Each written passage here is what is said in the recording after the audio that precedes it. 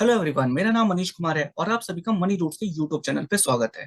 तो जैसा कि आप सब जानते हो कि स्टॉक मार्केट रिलेटेड हमने एक सीरीज शुरू की है जिसमें बहुत सारे बेसिक कॉन्सेप्ट्स को कवर कर रहे हैं।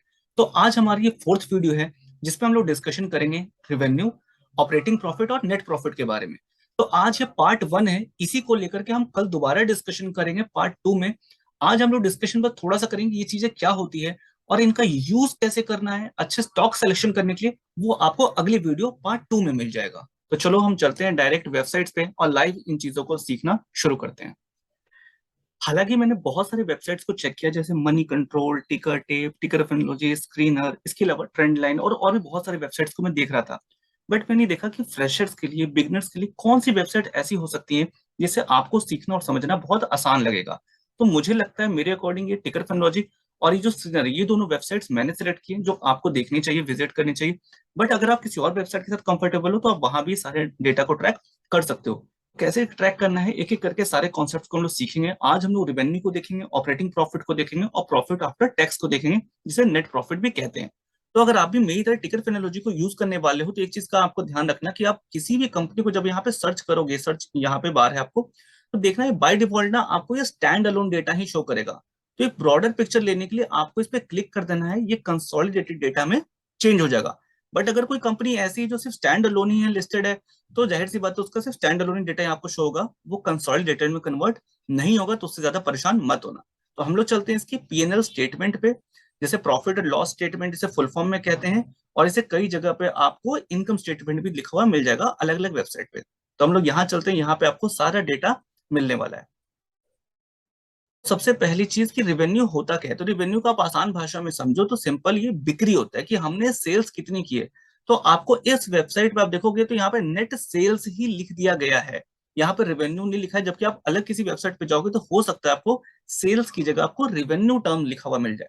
तो इससे आप कंफ्यूज मत होना। तो यहाँ पे ध्यान रखना ये क्या लिखा हुआ है, सेल्स। तो आप देखो कि यहाँ पे लास्ट 5 फाइनेंशियल ईयर का डेटा मिला हुआ है। जैसे फाइनेंशियल ईयर 2018 का डेटा यहाँ पे लिखा हुआ है कि उस टाइम इनकी बिक्री कितनी थी, 9,913 करोड़।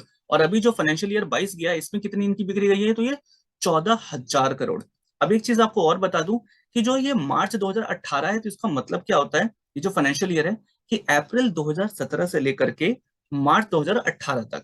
उसी तरीके से ये फाइनेंशियल ईयर जो 2019 लिखा है इसका मतलब क्या होगा, ये होगा कि अप्रैल 2018 से लेकर के मार्च 2019। तो इस चीज को आप ध्यान रखना। आप हिंदी मास को अगर आप ज्यादा समझोगे, मतलब भारत में जो इस्तेमाल किया जाता है, तो उसी से ये आप ज्यादा आसान हो जाएगा। तो फाइनेंशियल जो कैलेंडर होता है वो अप्रैल से लेकर के मार्च तक कंसिडर किया जाता है। इसी के साथ साथ एक और चीज याद रखना कि अगर आप इंडिया की बाहर की कंपनी को कंसिडर कर रहे हो तो हो सकता है कि जो उनका जो फाइनेंशियल ईयर वहां का वो जनवरी से लेकर के दिसंबर तक का ही हो। पर लेकिन जब आप इंडियन की ऐसी कंपनी करोगे तो यहाँ का फाइनेंशियल ईयर अप्रैल से मार्च तक का होता है। तो ध्यान रखना कि जैसे ये मार्च से 2022 लिखा हुआ है तो इसका मतलब क्या हुआ कि ये जो 14,000 करोड़ की जो बिक्री की थी, हम लोग ये ब्रिटानिया कंपनी का देख रहे हैं, ब्रिटानिया ने, तो ये अप्रैल 2021 से लेकर के मार्च 2022 तक का। चलो ये क्लियर हुआ। और यही अगर आप स्क्रीनर की वेबसाइट पे जाओगे, यहाँ भी प्रॉफिट लॉस स्टेटमेंट अगर देखोगे तो यहाँ भी टर्म जो लिखा हुआ है वो बिक्री ही लिखी हुई है, सेल्स ही लिखा हुआ है। पर यहाँ जो डेटा है वो मार्च 2021 से 11 से लेकर के, सॉरी, मार्च 2022 तक का है। तो लगभग आपको 10-11 साल का आपको डेटा एक जगह पे आपको दिख रहा है। तो ये आपको कंपैरिजन करने में किसी अदर कंपनी से, या ये देखने में कि कंपनी ने लास्ट 10 सालों में किस तरीके का परफॉर्म किया है, तो ये बहुत आसान हो जाता है, एक जगह आपको दिख जाता है। इसके अलावा ये जो लिखा है टीटीएम, ये क्या होता है, ट्रेलिंग 12 मंथ्स। तो आज हम लोग इस पर डिस्कशन नहीं करने वाले हैं क्योंकि ये सारी चीजें बहुत ईजी होती है, वैसे सब कुछ करना नहीं है अभी इनका। बट आज जो हमारा डिस्कशन होगा मेनली हम फोकस करेंगे सेल्स के ऊपर, ऑपरेटिंग प्रॉफिट के ऊपर, ये अदर इनकम क्या होता है, ऑपरेटिंग प्रॉफिट मार्जिन भी आप देख सकते हो, एक्सपेंसेस क्या होता है, प्रॉफिट बिफोर टैक्स और प्रॉफिट आफ्टर टैक्स जिसे नेट प्रॉफिट भी कहते हैं। ये सारी चीजों को आज हम लोग यहाँ पे देखने वाले हैं। मैं आपको एक बार वापस से टिकर फिनोलॉजी पे भी दिखा देता हूँ, तो ये आप यहाँ पे सारे देख सकते हो। जैसे यहाँ पे जो वहाँ एक्सपेंसेस थे तो यहाँ पे टोटल एक्सपेंडिचर लिखा हुआ है। तो ये जो थोड़े से टर्म्स होते हैं ना अलग अलग वेबसाइट पे वो अलग अलग होंगे। दैट्स मैंने आपको दोनों वेबसाइट पे एक एक बार करके दिखा दिया है ताकि आप इन सब टर्म से कंफ्यूज मत होना। जैसे यहाँ पे नेट सेल्स लिखा हुआ है, टोटल एक्सपेंडिचर है, यहाँ पे भी अदर इनकम लिखा हुआ है, ऑपरेटिंग प्रॉफिट लिखा हुआ है, इसका प्रॉफिट बिफोर टैक्स है, यहाँ पे प्रॉफिट आफ्टर टैक्स है, कंसोलिडेटेड नेट प्रॉफिट लिखा हुआ है। तो ये सारी चीजें कुछ अलग अलग टर्म्स आपको मिल जाएगी जब आप इन सब चीजों से हैबिचुअल हो जाओगे, इन वेबसाइट्स पे आने लग जाओगे, तो ये आसानी से आपको समझ में आ जाएगा, इतना ज्यादा आपको कंफ्यूज होने की जरूरत नहीं है। तो मुझे लगता है कि हम लोग स्क्रीनर पे ज्यादा अच्छे से स्टडी कर पाएंगे, क्योंकि लास्ट 10-11 साल का एक साथ डेटा है। तो यहाँ से शुरू करते हैं। हालांकि आप टिकर फिनोलॉजी, टिकर टेप, मनी कंट्रोल या कोई भी अदर वेबसाइट है, आप उस पर भी ये सारे डेटा देख सकते हो। और ध्यान रखना कि कई बार डेटा में थोड़े से चेंजेस आपको दिख सकते हैं अलग अलग वेबसाइट पे। क्यों ऐसा होता है कि जैसे मान लो कि यहाँ पे 2011 का जो फाइनेंशियल ईयर है, यहाँ पे लिखा हुआ है सेल्स 4,600 करोड़ रुपए, राइट, और यहाँ पे अदर इनकम लिखा हुआ है 79 करोड़। तो कई अदर वेबसाइट पे क्या होता है, वो लोग क्या लिखते हैं, टोटल रिवेन्यू ही लिख देते हैं। जैसे आप टिकट टेप पे जाओगे तो वहां पे आपको टोटल रिवेन्यू लिखा हुआ मिल जाएगा, तो वो इन दोनों को जोड़ करके ही टोटल लिख देंगे। वो ये नहीं लिखेंगे कि ये जो कंपनी का जो मेन खुद का काम है, उससे कितनी बिक्री की है इसने। तो मेरे अकॉर्डिंग तो जो कंपनी का खुद का काम है, उससे कितनी बिक्री की है, ये देखना ज्यादा जरूरी होता है। इसको हम इस तरीके से समझेंगे। मान लेते हैं आप किसी एफएमसीजी, अभी अब एफएमसीजी की बात कर रहे हैं तो इसी में बात करते हैं कि मान लेते हैं आप किसी एफएमसीजी कंपनी में आप जॉब करते हैं, आप वहां के एम्प्लॉय हैं, और आपका 8 लाख का सीटीसी है, एग्जाम्पल के लिए समझना। तो अभी अगर कोई आपके सामने आता है, वो आपसे पूछता है, चाहे परिवार वाले या कोई भी, कि भाई तुम कितना कमाते हो, तुम्हारा सीटीसी कितना है, या अगर आप किसी दूसरी कंपनी में इंटरव्यू देने के लिए जाओगे तो ऑफकोर्स आप यही बताओगे ना, आपका 8 लाख का सीटीसी है। इसी के साथ साथ मान लो कि आपने 20 से 30 हजार रुपए साल का एक्स्ट्रा इधर उधर से आपको कमा लेते हो, या इस साल आपको आ गया है। एग्जाम्पल के लिए कि आपने कहीं किसी को लोन दे रखा था, तो इंटरेस्ट पे आपको पैसा मिल गया, या आपके पास पुरानी कोई चीज थी जैसे लैपटॉप डेस्कटॉप, आपने उसको बेच दिया, तो उससे आपको वो प्रॉफिट आ गया, वो अपने कैश में कन्वर्ट कर लिया। या फिर आप मान सकते हो कुछ इस तरीके से कि आपने कोई कंपनी में इन्वेस्ट कर रखा, वहां से डिविडेंड इनकम आ गई। तो ये आपकी कोई मेन सोर्स इनकम नहीं है, ये सारा आप एक्स्ट्रा में आप कमा रहे हो थोड़ा बहुत काम करके। ये अगले साल आएगा, अगले साल नहीं आएगा, इसका कोई श्योरिटी नहीं होता है।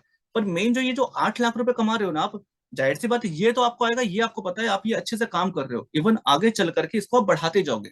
तो जब भी आप अपनी इनकम को भी, मेरे को लगता है कि आप अपनी मेन इनकम से ही ट्रैक करते होगे कि लास्ट 5 साल पहले, एग्जाम्पल के अगर आप 3 लाख रुपए कमाते थे, आज 5 साल बाद 8 लाख कमाते हो, तो हो सकता है आप ट्रैक करोगे कि शायद आने वाले नेक्स्ट 5 ईयर में आप 12 से 15 लाख रुपए साल का कमाना शुरू कर दोगे। तो ये एक आपका इनकम ग्रोथ है।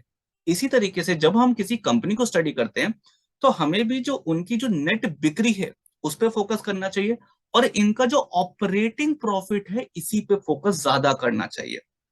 अब ये ऑपरेटिंग प्रॉफिट क्या हो गया, कि जो मेन जो कंपनी ने काम करा था, मेन जो इनका काम है, अभी जैसे ब्रिटानिया का मेन काम क्या है, बिस्किट्स बनाती है, नमकीन बनाती है, 10 तरह की चीजें ये सब बनाती है, तो इसे मैन्युफैक्चरिंग करती है, मार्केट में बेचती है। तो वो बेचने में जाहिर सी बात है कुछ ना कुछ एक्सपेंसेस भी लगते होंगे।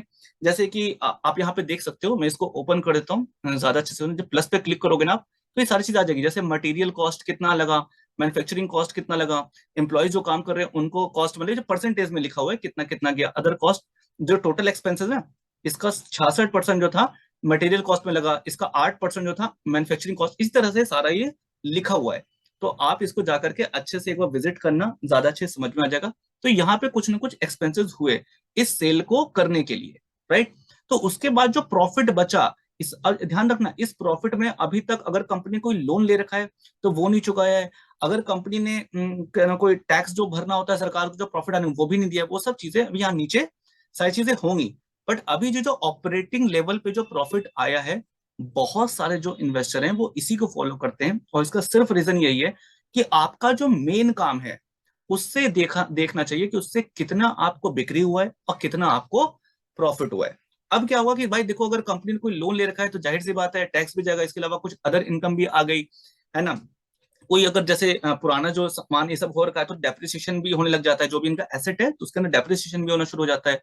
तो ये सब घट घट के जो बचता है ये प्रॉफिट बिफोर टैक्स, कि भाई अभी टैक्स देने से पहले बस ये सारा ये जो इंटरेस्ट डेप्रिसिएशन सब होने के बाद कितना बचा, इसके बाद जो भी सरकार को टैक्स जाएगा वो देने के बाद नेट इनको कितना प्रॉफिट बचा, इसको इन्होंने यहाँ नेट प्रॉफिट लिखा हुआ है।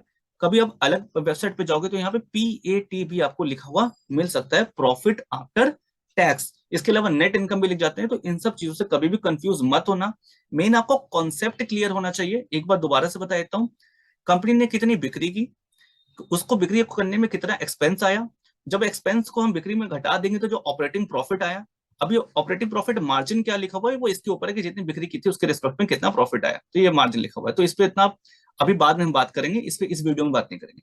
फिर उसके बाद अलग से इनकम कितनी आई, कंपनी ने जो कोई भी लोन ले रखा था तो उसके ऊपर जो भी इंटरेस्ट सब गया है वो सारी चीजें गया है।